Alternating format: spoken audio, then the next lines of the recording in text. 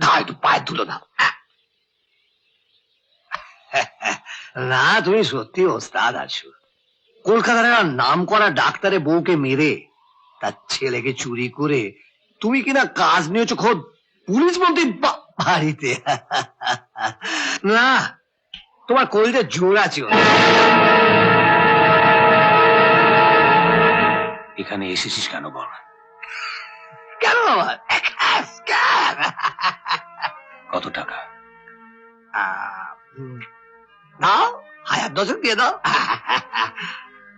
10,000?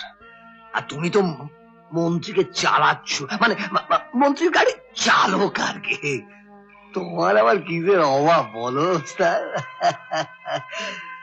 বলছিলাম কি মাল্যটা ফেলে দাও, আমিও ভোরে ট্রেনে ফিরে যাই। ঠিকানা তো ঢাকাই রইলো, যখন দরকার পড়বে চলে আসবে।